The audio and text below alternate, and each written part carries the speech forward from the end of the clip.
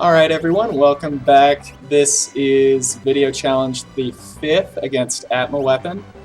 The challenges for today are as follows. No girly relics, which means no earrings, no rings, no ribbons, etc.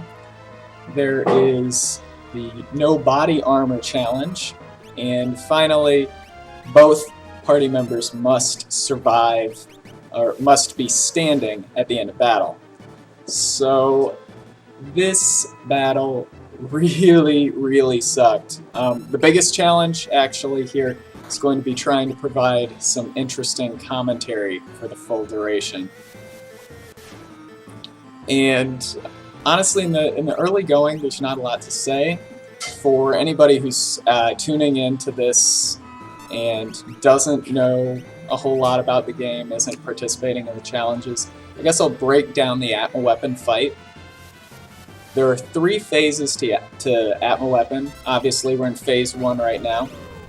And phase 1 is pretty much your standard boss fight. At this point, he's really no more threatening than kind of a random monster or anything like that. He throws a few spells your way, most outstanding of which is Flare. And that, it's particularly damaging, but reflectable, and if we allowed wall rings in this challenge, that would have been a good thing. However, we didn't, so just nothing to do but tank that damage. The thing about the first part of the first phase is just kind of get through it. There's nothing really pretty you can do, you just gotta endure it. The physical attacks that he throws your way are damaging, but as you can see, if you have somewhat decent relics and equipment selection, you can kind of hope to get some lucky blocks in. I think Strago is working with 19% M block, so not bad for this point in the game, not great. Okay, this indicates that we are in phase 2 now, and that Quake indicated phase 2. And the thing about phase 2 is it is by far his most dangerous phase. It's not the phase where he does the most HP damage necessarily, but he starts throwing some pretty nasty spells your way. And that Fire 2 basically is the indicator to get the hell off the ground, or be wearing ribbons, which were disallowed, because Mind Blast sets random status ailments, and it can be anything from as mundane as something like poison to some real killers like stone, or imp, or zombie. Some real exotic ones that at that point in the game you may not have even encountered, since I can only think of one other enemy that can set zombie in the world of balance. I'm probably wrong on that, but yeah. Anyway, I make a big blunder here because even though statues don't take damage, they do split damage. And the way Flare Star works is it does 80 times your total party's level, I think that's how it works, and then splits it among the characters. With only one character on the ground, Strago takes it like a champ on the chin. And actually, if I did have somebody set to stone, then he could have survived that. Setzer at max HP would have been able to survive the Flare Star, and Setzer would have been able to stay on the ground and throw out more slot attacks, which do considerably more damage than the jump. Hindsight's always 20/20, right? Anyway, this is the point in the game where I was sure I was going to die. I knew, I got off the ground in time for that Fire 2, awesome, and I knew I was going to be able to time this jump well enough that I would be able to miss the Flare Star, but I had no idea if I was going to have enough time to get back off the ground before it came.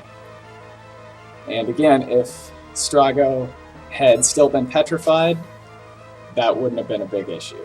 But because Setzer could have healed himself up, split the damage with Strago, and barely survived, but could have healed himself. Now I have to really time my jumps. The other thing is, if Strago were petrified, he might be, well, he'd be splitting about half of the attacks that we're going to Setzer right now, which would mean Setzer would be taking less damage in general.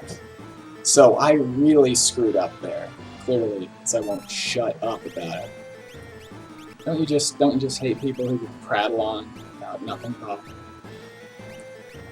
Anyway, the other thing you probably noticed here is that I just used up my very last X potion. So, you remember when I said I was going to regret my indiscretion during the Air Force battle? This is where it's coming back to haunt me. So, that really sucks.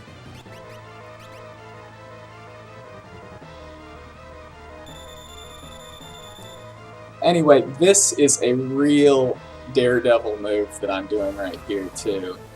Just, at this point, Setzer can't take another hit, really. But we're in Phase 3, which was first indicated by Rasp. And if you don't know what Rasp does, it just knocks a certain amount of MP off. So it's a non-damaging attack as far as Setzer is concerned. It makes things a little inconvenient for Strago, but it's a damn sight better than him getting killed like that.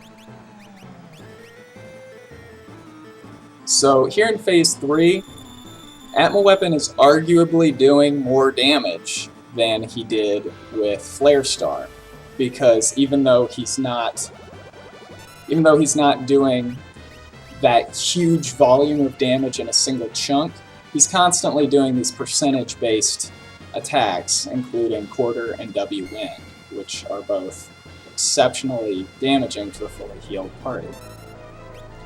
However, since those percentage-based attacks can't kill you, it's not that big a deal. And that's why I got the poison status off of Setzer as soon as I saw that he got into Phase 3. Because even though those percentage-based attacks couldn't kill him, the tick damage might. And here is another kind of breathless moment for me, because it seems like Atma Weapon's suddenly getting double turns, and I don't know what to do. You can see that moment of hesitation there. That was very lucky that missed.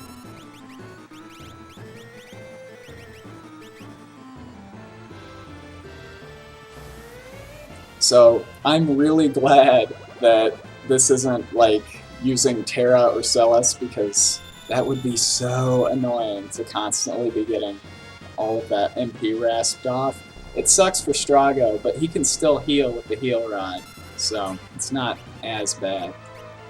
As you can see here, I'm kind of starting to get nervous, because this is like the second time I had gotten to Phase 3 in like 15 attempts.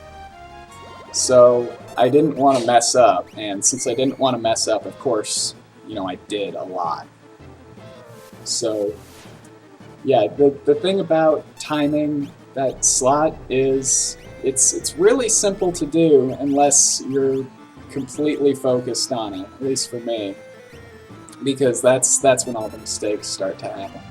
Plus, maybe you noticed that my slot attacks, that 7 flush, has started doing a lot less damage. That's because I think it's in Phase...